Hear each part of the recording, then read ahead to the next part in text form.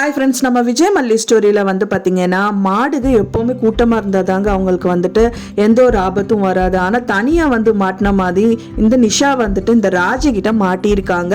அவங்க வந்து நல்ல ஆள் அப்படின்னு சொல்லிட்டு பார்த்தீங்கன்னா ஒரு நரிகிட்ட மாட்டின மாதிரி வந்துட்டு அந்த சிங்கம் கிட்டையும் நரிகிட்டையும் மாட்டின மாதிரி மாட்டிட்டாங்க. அது மட்டும் இல்லாமல் வந்துட்டு அவங்க நல்லது தான் பண்ணுவாங்க அப்படின்னு சொல்லிட்டு இந்த மாதிரி பண்ணுறது அப்படிங்கிறது ஏற்றுக்கவே முடியாத ஒரு விஷயமா இருக்கு. இன்னொரு சைடில் வந்துட்டு மல்லிக்கு வந்து மல்லிகைப்பூ வந்து அள்ளி கொடுக்காம கிள்ளி கொடுத்துருக்காரு விஜய் அப்படிங்கிற மாதிரி அவங்களோட பழப்பு அந்த மாதிரி இருக்கு. ஸோ இதில் எதில் போய் கொண்டு வந்து முடிய போகுமோ அப்படிங்கிற மாதிரி தான் வந்துட்டு எல்லா ஒரு வியூவர்ஸும் வந்து நினச்சிட்டு இருக்காங்க. ஒரு பக்கமாக அவங்களோட சதி வேலைகள் எல்லாமே ஸ்டார்ட் ஆயிடுச்சு. எது நல்லது கெட்டது அப்படின்னு கூட தெரியாமல் இந்த நிஷா வந்து களத்தில் இறங்கியிருக்காங்க. ஒரு பக்கமாக இந்த மல்லி வந்து பார்த்தீங்கன்னா இந்த ரேணுகாவை நடிக்கிறவங்க வந்து நடிக்கிறாங்களா இல்லையான்னு கூட தெரியாமல் பெரிய குழப்பத்தில் தான் இருக்காங்க அப்படின்னே சொல்லலாம். நேற்று எபிசோட் வரைக்குமே வந்து பார்த்தீங்க அப்படின்னா மல்லிகிட்ட வந்து பார்த்தீங்கன்னா வந்துட்டு ஒருத்தர் கால் பண்ணுறாரு. ரேணுகா நம்பருக்கு தான் கால் பண்ணுறாங்க.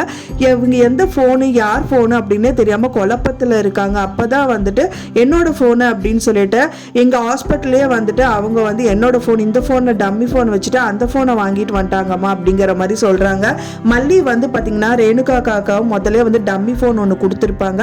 ஸோ அந்த ஃபோனை வந்து இந்த ரகுவை போய் மீட் பண்ணி பேசும்போது வந்துட்டு அதை கொடுத்துட்டு தான் ரகு கிட்ட இந்த ஃபோன் வாங்கிட்டு வந்திருக்காங்க. ஸோ இப்போ அவங்க மாட்டிக்கிட்டாங்களே அப்படின்னு திருன்னு முழிக்கும் போது அந்த ஃபோனை வந்துட்டு வேற ஒருத்தர் மூலியமா வந்துட்டு இவங்களுக்கு ரிட்டர்ன் வாங்கிட்டு இவங்க கையில் இருக்கிற ஃபோனை ரிட்டர்ன் வாங்கிட்டு, அதாவது இப்போ ரகு இன்னொரு ஃபோனை கொடுத்துட்டு இருக்கா அப்படி போல. ஸோ அந்த ஃபோனை வந்து ரேணுகா கையில் கொடுக்குறாங்க. அதுவே மல்லிக்கு தெரியாம அவங்களை ஏமாத்தி தான் இந்த விஷயங்கள் எல்லாமே பண்றாங்க. இன்னொரு விஷயம் என்ன அப்படின்னா நான் நல்லா யோசிக்க வேண்டிய ஒரு விஷயம் என்ன அப்படின்னு பார்த்தீங்கன்னா இப்போ எல்லாமே நடக்கிறது வந்து அவங்க வீட்டுக்குள்ளே தான் நடக்குது. ஆனால் யாருக்குமே தெரியல அப்படிங்கிறது தான் வந்து எல்லாருக்குமே வந்து கண்மூடித்தனமாக இருக்கு அப்படிங்கிற மாதிரியே இருக்கு. ஏன் இவங்க ரெண்டு பேரில் யாரு கூட பார்க்காமையா இருப்பாங்க அப்படிங்கிற மாதிரி இருக்கு. என்னதான் அவங்க ஏமாத்து வேலை பண்ணாலும் செஞ்சாலும் ஏன் அவங்க இந்த மாதிரி இருக்காங்கங்கிற மாதிரி தான் இருக்கு. அதுக்கு பதிலாக ஒரு சிசிடிவி கேமரா வச்சுட்டாங்க அப்படின்னா இவங்க நோட்டீஸ் பண்ணாத விஷயங்கள் அந்த கேமரால நோட்டீஸ் ஆகும். ஸோ அதை வச்சு அவங்க ஈஸியாக வந்து கையும் காலமாக பிடிச்சிடலாம். ஸோ அதை யாருக்குமே ஏன் தோண மாட்டேங்குது அப்படின்னு தான் தெரியல. இப்போ வரைக்குமே வந்துட்டு ஆதாரத்தை சேமிக்கணும் அப்படின்னு தான் இருக்காங்களே தவிர ஆனால் யோசிக்கவே மாட்டேங்கிறாங்க அப்படிங்கிறத. ஏன்னா இப்போ வந்து ரேணுகா வந்து நோட் பண்ணுறாங்க அப்படின்னு தெரிய வந்துச்சு அப்படின்னா கண்டிப்பாக வந்து சரி யார் இருந்தாலும் சரி மனோகர் வந்தாலும் சரி மல்லி வந்தாலும் அலர்ட் ஆயிடுவாங்க. ஆனால் கேமராவுக்கு வந்து இருக்கு அப்படின்னு தெரியாமல் நிறைய விஷயங்கள் பண்ணுறதுக்கு சான்சஸ் இருக்கு.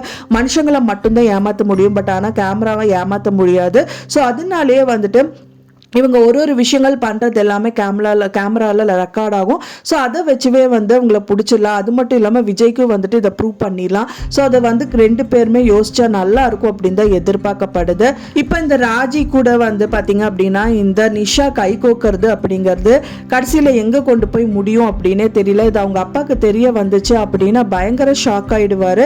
என்ன நீ லூசு மாதிரி இந்த மாதிரி பண்ணிட்டு இருக்க நிஷா, அறிவு இருக்கா உனக்கு அப்படின்னு சொல்லி கேட்க தான் செய்வார். அவர் சொல்லாமல் இருக்கிறது காரணம், அதாவது டெண்டர் விஷயமா வந்து நிஷா கிட்ட சொல்லாம இருக்கிறதுக்கான காரணம் அது வந்து 100 கோடி ப்ராஜெக்ட் அப்படிங்கிறதுனால தன் சொந்த மகள் அப்படிங்கிறவங்கள நம்பல அப்படிங்கிறது கிடையாது. ஏதாவது ஒரு மகள் மூலியமா அவங்களுக்கு ஏதாவது லீக் ஆச்சு அப்படின்னா கூட இந்த டெண்டர் போகிறதுக்கு நிறையவே பாசிபிலிட்டி இருக்கு. ஏன்னா வந்து ராஜி பத்தி இவருக்கு நல்லாவே தெரியும். அந்த டெண்டருக்காக தான் வந்துட்டு நிறையவே இவர் பின்னாடி சுத்தி வருது செய்யறது. அண்ட் தென் விஜய வந்து போலீஸ்ல மாட்டி விடுறது, வெண்பாவை கூட்டிட்டு வந்து அவங்க கையில ஒப்படைக்குதுங்கிற மாதிரிலாம் பேசி கொடுத்துட்டு கடைசியில வந்து பாத்தீங்கன்னா இவங்களை வந்து ராஜி ஏமாத்திட்டாங்க அப்படிங்கறனால டெண்டரை அவரே தான் எடுத்து பண்ணிட்டு இருக்காரு. ஸோ இந்த விஷயத்துல வந்து நிஷாவை நம்பாததுக்கான காரணமும் இதுதான். அதை அவங்க ஆனா புரிஞ்சுக்கிறதே இல்லை நிஷா அப்படின்னு சொல்லலாம். ராஜியோட பிளான் என்ன அப்படின்னா வந்துட்டு நிஷா என்னதான் வந்துட்டு அவங்க கிட்ட கேட்டு வந்து பண்ணாம இருக்க மாட்டாங்க. ஏன்னா அந்த மாதிரி தான் வந்து அவங்க சூழ்நிலையும் அமைஞ்சிருக்கு அப்படின்னே சொல்லலாம். நான் இப்போ வந்து பாத்தீங்கன்னா அவங்க ஃபுல் அண்ட் ஃபுல் அவங்க வீட்டில் என்ன நடக்குது யார் என்ன பண்றாங்க எல்லாமே அப்சர்வ் பண்ண இந்த ராஜி கடைசியில வந்து ரேணுகா வந்து பொய்யானவங்கிறது மட்டும் இப்போ வரைக்குமே அவங்களுக்கு தெரியாம இருக்கு. மெயினா அவங்க டெண்டர் கைக்கு வரணும் அப்படிங்கிறது மெயின் நோக்கத்தோட போனதுனால இந்த விஷயங்கள் எதுவுமே நோட் பண்ணாம விட்டுட்டாங்க அப்படின்னே சொல்லலாம். ஏன்னா இப்போ வந்து ராஜி அவங்க வீட்டில் நடக்கிறது எல்லாமே கண்டுபிடிச்சுதான் நிஷா கிட்டையும் வந்து சொல்றாங்க. கண்டிப்பா அவங்க அப்பா வந்து உனக்கு சொத்தெல்லாம் எழுதி தர மாட்டாங்க, நீ நட்ரோட்ல தான் நிக்கணுங்கிற மாதிரி சொல்லியிருக்காங்க. அதுக்காகவே போற வந்து அவங்களும் வந்து ஒரு வார்த்தை கேட்கறாங்க கதிரேஷன் கிட்ட வந்து அப்பா டெண்டர் எல்லாம் போயிட்டு இருக்குல்ல அது எப்படி போயிட்டு இருக்கு அப்படின்னு சொன்னவனே கதிரேஷன் கதிரேஷன் கோவம் வந்து நிஷா வந்து முறைச்சு பார்க்கறாரு. ஸோ எல்லாம் என்ன பண்ணாலும் வந்து அதுக்கு ராஜிக்கு சாதகமாக தான் நடந்துருச்சு அப்படின்னு சொல்லிட்டு கடைசியில் வந்து நிஷாவே வந்துட்டு அவங்களுக்கு கை கொக்கற மாதிரி வந்து கதைக்களம் வந்து போயிட்டு இருக்கு. கூடி விரைவிலே அவங்க வந்து கெட்டவங்க அப்படிங்கிறது வந்து நிஷாக்கு தெரிஞ்சா மட்டும்தான் இந்த கதிரேஷன் சொத்துக்கள் வந்து காப்பாடும் அப்படின்னு சொல்லலாம். ஆனா கடைசியில வந்து செக் பாயிண்டா வந்து பாத்தீங்கன்னா மல்லி தான் இந்த விஷயங்கள் எல்லாமே பண்ணுவாங்கன்னு எதிர்பார்க்கப்படுது. இப்போ வந்து இந்த ரேணுகா அப்படிங்கிறவங்க பொய் அப்படின்னு தெரிஞ்சிருச்சு அப்படின்னா நிஷாவும் சரி கதிரேஷனும் சரி இவங்களுக்கு தான் சப்போர்ட் பண்ணுவாங்க மல்லிக்கு அப்படின்னு சொல்லலாம். ராஜியோட நிலைமை வந்து பாத்தீங்கன்னா அதோ கதி தான். ஸோ வெயிட் பண்ணி பார்க்கலாம் ஃப்ரெண்ட்ஸ், இந்த மாதிரி கதைக்களம் போனா நல்லா இருக்கும் அப்படின்னு சொல்லிட்டு நீங்க என்ன நினைக்கிறீங்க அப்படின்னு சொல்லிட்டு உங்களோட கருத்துக்களை மறக்காம எனக்கு கமெண்ட்ல ஷேர் பண்ணுங்க. நான் சொன்ன இந்த தகவல் உங்களுக்கு பிடிச்சிருந்தா மறக்காம லைக் பண்ணுங்க, ஷேர் பண்ணுங்க, கமெண்ட் பண்ணுங்க, சப்ஸ்கிரைப் பண்ணுங்க.